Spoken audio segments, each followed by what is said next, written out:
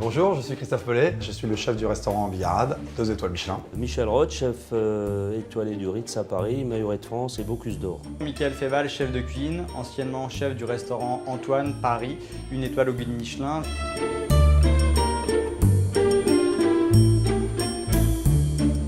Concernant l'origine des œufs, j'aime au maximum savoir leur provenance pour connaître le type d'alimentation des poules et la façon dont elles sont élevées pour avoir une traçabilité et pouvoir rendre ce message à mes clients. C'est vraiment très important pour nous, les chefs, de cuisiner des œufs qui sont élevés avec des nourritures saines et qui donnent beaucoup de protéines. Ce qui est très important, c'est d'avoir aussi une belle régularité au quotidien. Comme tous les autres produits, on les teste, on les regarde, on les goûte.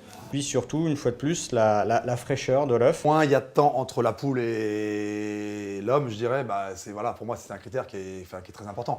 On a cette sensation quand on mange un œuf extra frais, quand on le fait cocotte ou quand on le fait à la coque, on a l'impression de se faire du bien. L'aspect est très important parce que c'est ce qui donne envie de cuisiner, de le préparer. Donc, concernant la coquille, il ne faut pas qu'elle soit fêlée ni cassée.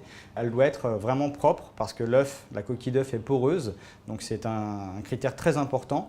La résistance quand on casse l'œuf aussi, parce que si la coquille est bien solide, ça prouve aussi que la poule est en bonne santé. Le côté lisse me plaît beaucoup et un œuf bien, on le sent tout de suite qu'il est bien plein, on sent aussi qu'il est frais parce qu'on sent que l'œuf est plein, donc il n'y a pas encore cette poche d'air qu'on peut ressentir même au toucher ou quand on le remue un peu. Ce que j'aime bien, c'est qu'on a l'impression que l'œuf ne veut pas sortir en fait, que l'œuf reste en lourd et en même temps on sent qu'il ne part pas tout de suite. Ça veut dire que l'œuf est bien formé, bien entier, qu'il se sente bien, quoi. Alors que quelquefois quand on a un œuf qui est moins frais ou qui est moins joli, quand on l'ouvre, il part tout de suite. Je ne peux pas me passer d'un œuf. C'est pour ça que j'attache beaucoup d'importance à la qualité de l'œuf. Quand on le prenne dans la main, qu'on sente qu'il y a une résistance. Ici, le jaune se perce très facilement. C'est déjà un critère d'un œuf qui est assez vieux en tout cas, quoi. Concernant le blanc, il faut qu'il soit vraiment très collé, il doit bien enrober le jaune d'œuf pour prouver sa fraîcheur. Et ça sera très important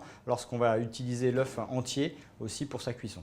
Bien sûr, le blanc aussi, voir s'il reste bien collé au jaune d'œuf, parce qu'il y a toujours un peu de liquide qui part, mais on se rend compte que sur certains œufs, il part complètement. Quand je prends le blanc, on voit bien qu'il est bien ferme, qu'il est pas liquéfié, quoi. Il est bien compact.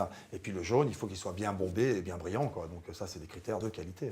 La brillance, la couleur est vraiment très importante. Le jaune, pour moi, est vraiment très important. Il doit être jaune orangé, tout simplement parce qu'il va être beaucoup plus appétissant, il va attirer l'œil, il va donner l'envie aux clients de le déguster.